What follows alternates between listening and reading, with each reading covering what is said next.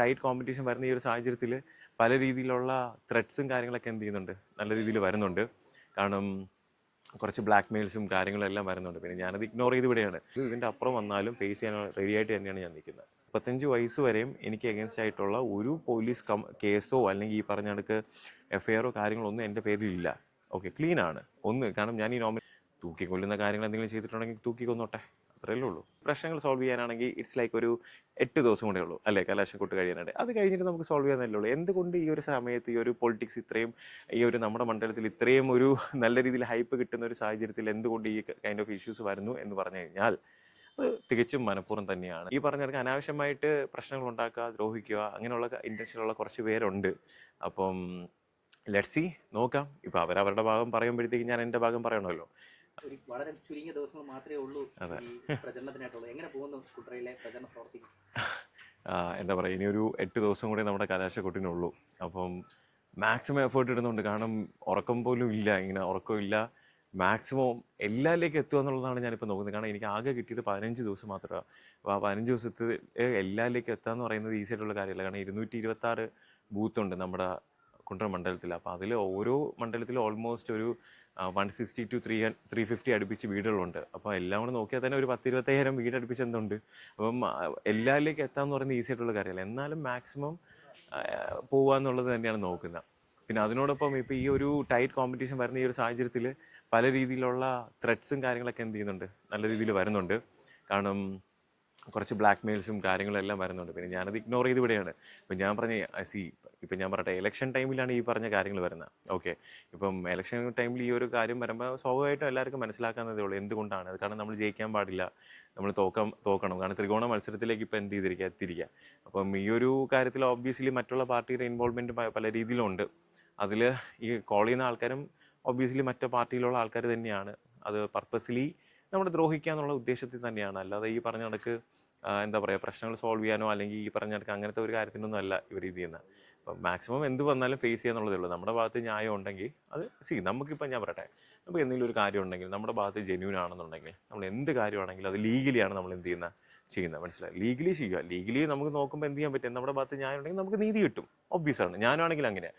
എൻ്റെ ഭാഗത്ത് നീതിയുള്ള കാര്യമാണെങ്കിൽ ആ നീതിക്ക് വേണ്ടി ഞാൻ എന്ത് ചെയ്യും, ഫൈറ്റ് ചെയ്യും. രണ്ടാമത്തെ കാര്യം, ഈ പറഞ്ഞവർക്ക് അനാവശ്യമായിട്ട് പ്രശ്നങ്ങൾ ഉണ്ടാക്കുക, ദ്രോഹിക്കുക, അങ്ങനെയുള്ള ഇന്റൻഷനുള്ള കുറച്ച് പേരുണ്ട്. അപ്പം ലെറ്റ്സ് സീ, നോക്കാം. ഇപ്പം അവരവരുടെ ഭാഗം പറയുമ്പോഴത്തേക്ക് ഞാൻ എൻ്റെ ഭാഗം പറയണമല്ലോ. അപ്പം ഇത് എന്തുകൊണ്ട് ഇങ്ങനെ ഒരു വീഡിയോ ചെയ്യുന്നതെന്ന് വെച്ച് കഴിഞ്ഞാൽ സംതിങ് ഈസ് ഗോണ കം.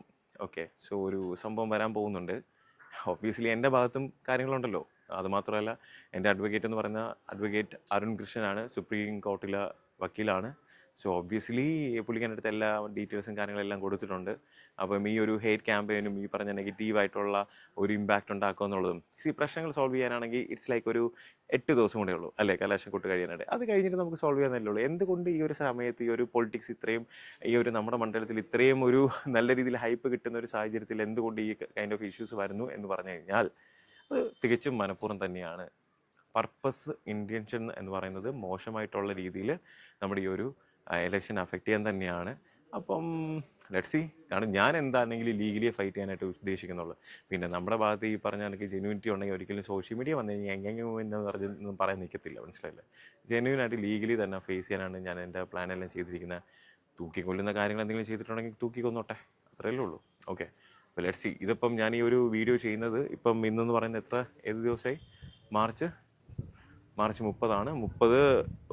ഉച്ചയ്ക്ക് 3:15. ഓക്കെ, മാർച്ച് 30 ഉച്ചയ്ക്ക് 3:15 ഈ ഒരു വീഡിയോ ചെയ്യുന്നത്. Let's see. കാരണം എനിക്കറിയാം ആരൊക്കെയാണ് എനിക്ക് എഗൻസ്റ്റ് ആയിട്ട് കളിക്കുന്നതെന്നുള്ളതും എങ്ങനെയാണ് ഇലക്ഷനെ തോൽപ്പിക്കാനായിട്ട് പ്ലാൻ ചെയ്യുന്നത്. പലരും ഇപ്പം ഒന്നാമത്തെ കാര്യം, ഇവിടെ വന്നതിന് ശേഷം ഈ ഒരു ഇലക്ഷൻ ത്രികോണ മത്സരത്തിൽ കൊണ്ടുവന്നിട്ടുണ്ടെങ്കിൽ, മനസ്സിലായില്ലേ, ഇപ്പം ആ ഒരു പാർട്ടിയുടെ കൂടെ തന്നെ നമ്മൾക്കും ഒരു സ്ഥാനം കിട്ടുന്നുണ്ടെങ്കിൽ, ഒബ്വിയസ്ലി എല്ലാ ചാനലിലും ചർച്ച ചെയ്യപ്പെടുന്നുണ്ടെങ്കിൽ ഒബ്വിയസ്ലി അത് നമ്മുടെ ഗ്രൂപ്പ് എഫേർട്ട് തന്നെയാണ്. എൻ്റെയും ഇവിടെ ഉള്ള നമ്മുടെ ജനങ്ങളുടെയും സ്നേഹം എല്ലാം കാണുന്നത് തന്നെയാണ്.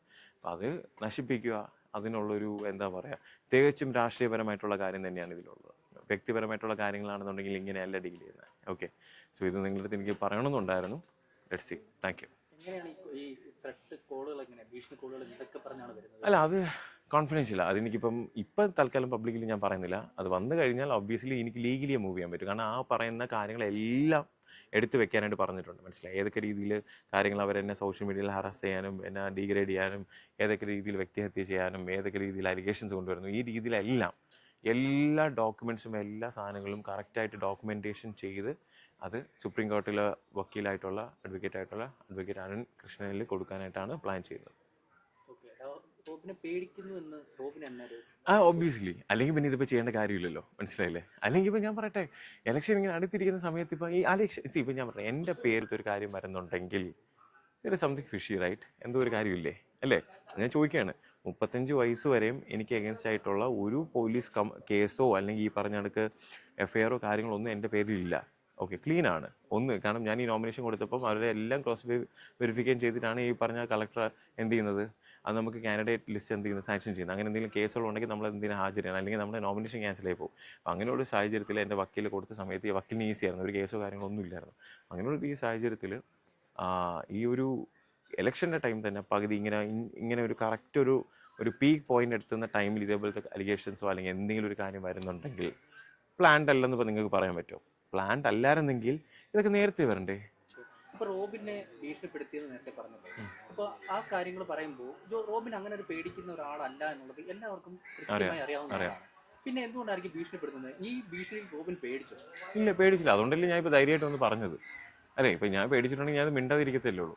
ഭീഷണിപ്പെടുത്തുന്ന ഈ കാര്യം എനിക്ക് ഇങ്ങനെ ഒരു 35 വയസ്സ് വരെ എനിക്ക് അഗൻസ്റ്റ് ഒരു എഫ്ഐആറോ ഒരു കേസോ ഒന്നും ഇല്ലാത്തൊരു വ്യക്തി ഈ ഇലക്ഷൻ്റെ ടൈമിൽ ഇതേപോലത്തെ കാര്യങ്ങൾ കൊണ്ടുവരണമെന്നുണ്ടെങ്കിൽ പർപ്പസിലേ അല്ലേ? ഞാൻ ചോദിക്കാം. ഇപ്പോൾ ഇലക്ഷൻ്റെ സംഭവം തുടങ്ങി 15 ദിവസമേ ആയിട്ടുള്ളൂ. അതിൽ 7-8 ദിവസം ആയപ്പോൾ തന്നെ ഇലക്ഷൻ 8 ദിവസം ഉള്ളപ്പോൾ ഈ ഒരു സമയത്ത് ഇതേപോലത്തെ കാര്യങ്ങൾ വരണമെന്നുണ്ടെങ്കിൽ സപ്പോസ് ഇപ്പോൾ വരണമെന്നുണ്ടെങ്കിൽ അത് പ്ലാൻഡ് ആയിട്ടല്ലേ, അല്ലേ? അല്ലെങ്കിൽ ഇതിന് മുന്നേ വരണവരോ അല്ലെങ്കിൽ ഇതിന് ശേഷം വരണം. എന്തുകൊണ്ട് ഇലക്ഷൻ്റെ ടൈമിൽ തന്നെ പീക്ക് ടൈമിൽ ഇതിപ്പോൾ പറയുന്നു? അപ്പോൾ ആ പർപ്പസിലി ആ ഒരു കാൻഡിഡേറ്റിൻ്റെ ഭാഗം നശിപ്പിക്കാൻ തന്നെയാണ് ഇവരെന്ത് ചെയ്യുന്നത്, കച്ച കെട്ടി ഇറങ്ങുന്നത്. അത്രേ ഉള്ളൂ.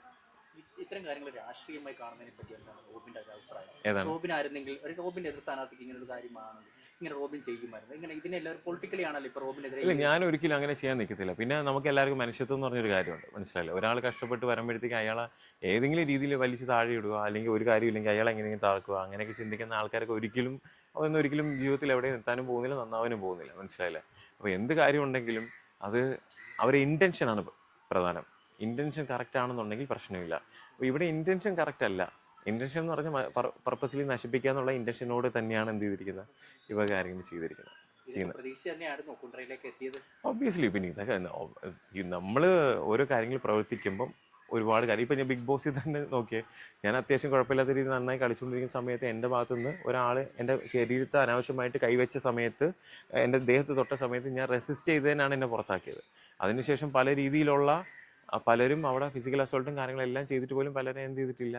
അപ്പം അങ്ങനെയുള്ള കുറച്ച് കാര്യങ്ങൾ വരുമ്പം ഇവിടെയും ഒബ്വിയസ്ലി അങ്ങനത്തെ കാര്യങ്ങൾ വിശ്വസിച്ചാൽ മതി. മനസ്സിലായില്ലേ? ഇപ്പം ഞാൻ പറഞ്ഞത് എൻ്റെ കാര്യത്തിൽ ഞാൻ ബിലീവ് ചെയ്യുന്നിടത്തോളം കാലം, മനസ്സിലായില്ലേ, ഞാൻ എന്നെ എന്നെ വിശ്വസിക്കുന്നിടത്തോളം കാലം എനിക്കിനി എന്തെന്നൊക്കെ പറഞ്ഞാലും എന്ത് വന്നാലും ഞാൻ ഫേസ് ചെയ്യാൻ റെഡിയാണ്. മനസ്സിലായി? ആരെയും കുത്തിക്കൊല്ലുകയോ റേപ്പ് ചെയ്യുകയോ കഞ്ചാവടത്തെയോ ട്രക്കടിക്കുകയോ ഒന്നും ചെയ്തിട്ടില്ലല്ലോ. മനസ്സിലായില്ലേ? അപ്പം അങ്ങനെ ഉള്ളപ്പോഴത്തേക്ക് ഇനി എന്ത് വന്നാലും ഇതിൻ്റെ അപ്പുറം വന്നാലും ഫേസ് ചെയ്യാൻ റെഡിയായിട്ട് തന്നെയാണ് ഞാൻ നിൽക്കുന്നത്.